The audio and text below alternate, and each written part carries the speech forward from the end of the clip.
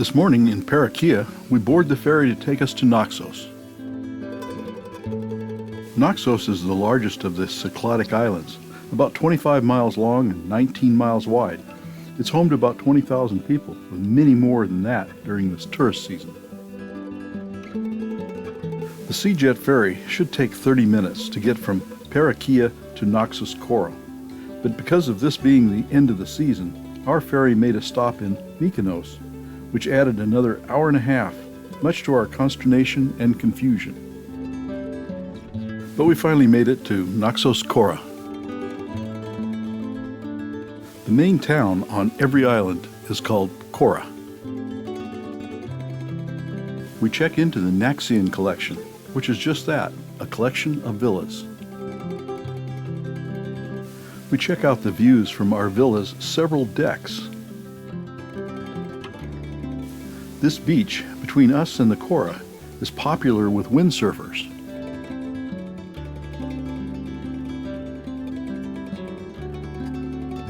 Our biggest decision for the rest of the day is which of the 2 bedrooms we'll use and which lounge chair to use at the pool. In the morning, we're eager to explore the island. Our first stop is the little village of Chalki. The village was once the capital of the island, and there are many old buildings like this one, which is now an art gallery. Our first stop in Chalki is Maria Maracas textile shop. Maria shows us how she weaves the beautiful fabrics in her shop.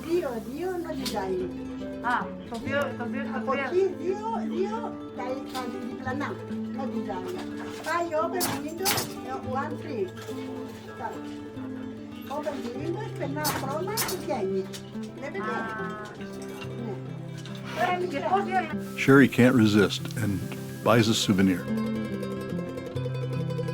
Next is the Kitron Distillery. Kitron Liquor has been distilled here since 1896. It's made from the leaves, not the fruit, of the kitron, a citrus tree that grows locally. 3 different varieties are made, with varying alcohol levels and sweetness, something for all tastes. Our next stop is the village of Damalas. We visit the pottery studio of Manolis Libertas. He demonstrates how he creates pottery based on traditional designs.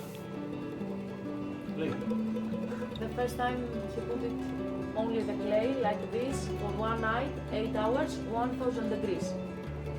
And then he put out of the kiln, he glazed, he painted, and then he put again in the kiln for the second time, and then it's like this, you can use it, you can eat, you can drink, you can put it in the dishwasher, microwave and oven for all.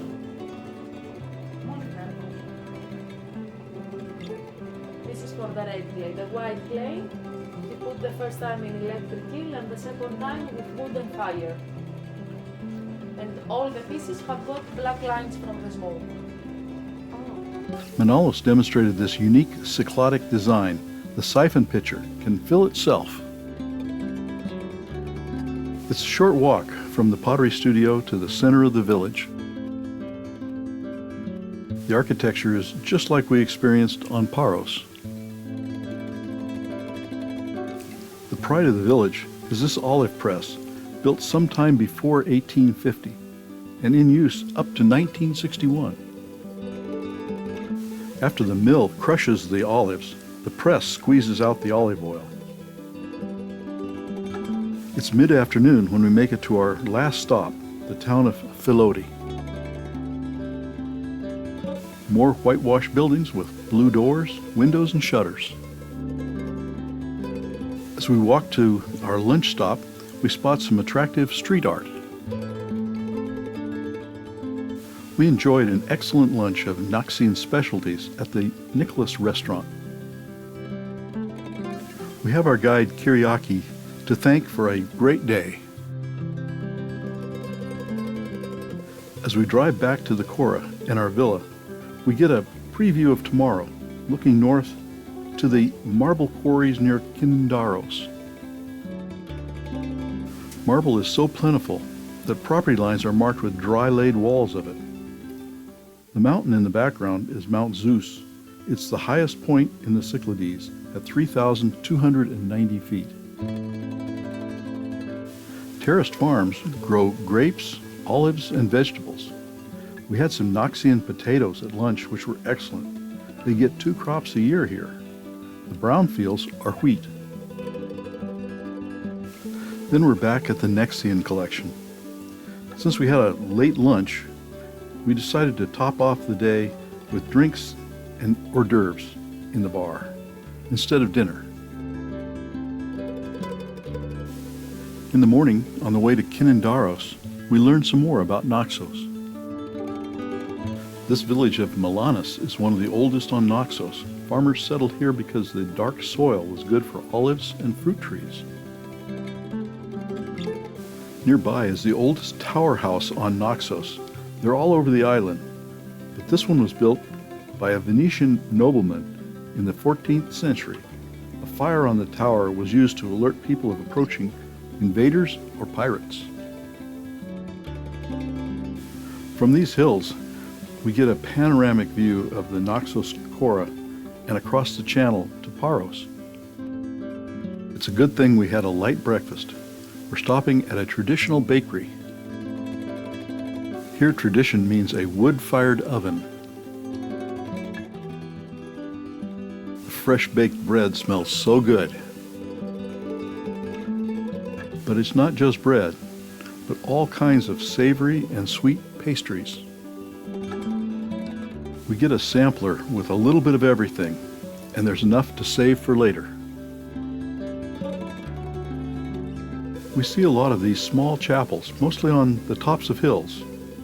Our guide Spiros explained that they're tribute churches, built and maintained by a family to give thanks for a miracle cure or the safe return of a family member.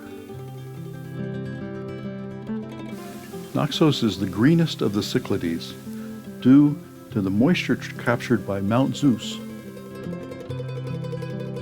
This is Naxian Marble. It has a blue-gray color and a large grain. This is a modern quarry near Kinidaros. Every year, 5,000 cubic meters of Naxian marble are exported. We visited a marble processing facility. The large blocks are graded and cut into slabs and tiles.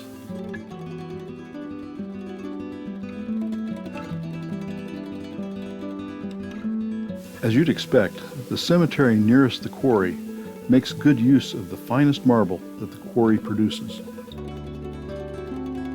Our next stop is Agares. They've made a tourist attraction about olives. This olive mill and press look a little newer than the ones we saw in Damalas. But they have some interesting olive oils and other olive products, so we buy some souvenirs. Spiros drops us off at the Naxian collection and we get cleaned up for dinner. The restaurant features updated versions of traditional dishes like these Naxian potatoes and Naxian cheese. This is their version of shrimp in tomato sauce that Chef Maria cooked for us on Paros. This is lamb cleftico in parchment paper. The name comes from the Clefts, a group of bandits who fought against the Ottomans. These bandits would cook their stolen sheep on coals in a covered pit to avoid detection. We'll be exploring Apirathos today. On the way, we get a good look at Mount Zeus. According to Greek mythology, Zeus was born in a cave on the side of the mountain and grew up here before he graduated to Mount Olympus. All over the island, we see these tiny churches. They're near the site of a traffic accident, either to memorialize the dead or give thanks for the survivors. Apirathos is located at 1,800 feet, so the views are really nice. Our guides have saved the best till last. Many consider Apirathos the crown jewel of Naxos. It's a great place for photography, with interesting pictures around every corner.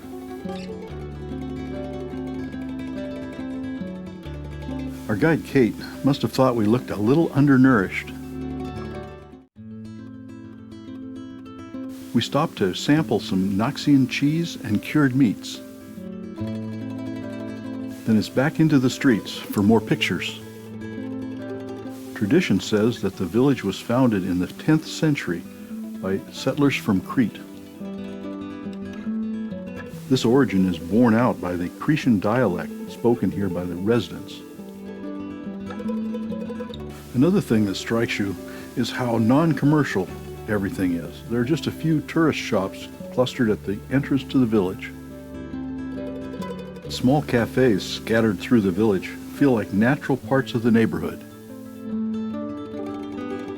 The ceilings of olive wood branches laid over with rock slabs says this place has been here for a long time.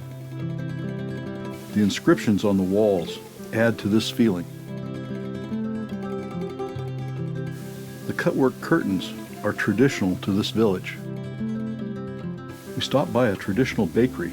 It's much older and more basic than the one we visited in Kinidaros. The Venetians ruled Naxos from 1207 to 1537. They left behind some architecture very different from the simple white cubes with blue trim. The signature stone arches can be found on several buildings in the village. The other identifying feature are the merlons that line the roof. The coat of arms over the armored door belongs to the building's original owner. A prominent part of the heraldry is the Lion of Venice. Doors. I've never seen so many photogenic doors in one place.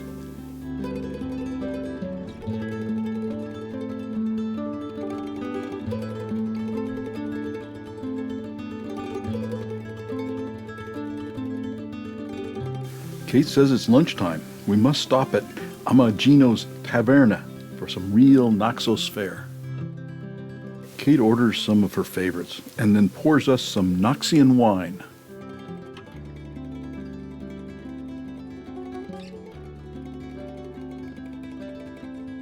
This Naxian feta is wrapped in phyllo and fried, then coated with sesame and drizzled with honey. Then a substantial beef sofrito with Naxian potato fries. Then more Naxian potatoes with chicken. It's all we can do to make it to our last stop, the church. The Panagia Parathatisa was built in 1819. The triple bell tower is built entirely of white marble. On the way back to the Cora, we stop to get a picture of Filoti village, where we were 2 days ago. Back at our villa, we pack up and get ready for another ferry ride in the morning. We order a bottle of Naxian wine and spread out all the Naxian specialties we've collected. Bread from the bakery in Apirathos, cheese and meats also from Apirathos, and the meat pies and sweet pastries from the bakery in Kinidaros. It was one of the most memorable meals of the trip.